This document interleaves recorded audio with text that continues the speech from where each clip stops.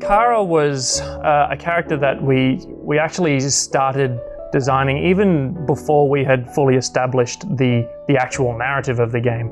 The story sets up with her, basically with her family on a bunch of their boats, going through this storm, and effectively she gets separated on her ship from the rest of the family in the storm and ends up crashing her boat and waking up on the island. And she's basically stuck within these storms where the islands are, and she needs to find her way out of it.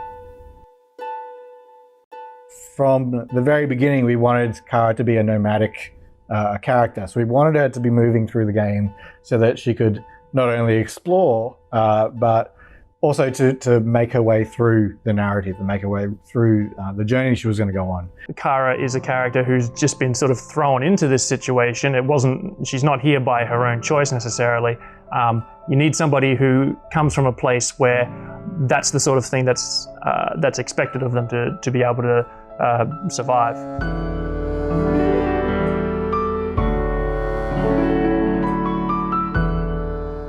You know, she's not a superhero in any way, shape or form, so she's not going in and you know, taking out 15 animals in one go.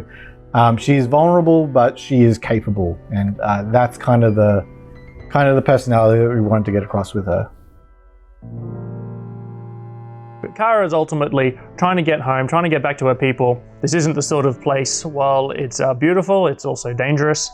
It's not the sort of place where you want to be by yourself any longer than you need to. And while along the way it feels like she's potentially being hampered by the world, by the wind, by the storm that's trapping her there, along the way of trying to achieve that goal of getting home, she sort of uncovers a little bit of context and reasoning for why the things are the way they are.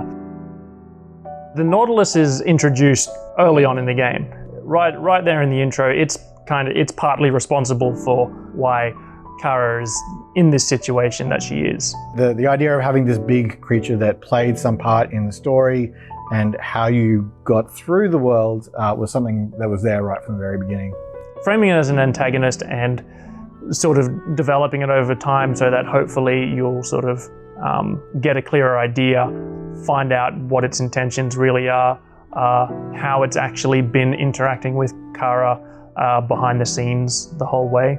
The Nautilus, she finds out more about it as she plays through the game, and more about the world that she's in and the nature of the storms and everything around her. It's hard to say too much without getting too spoilery. Their purpose will hopefully become more apparent as the play gets through.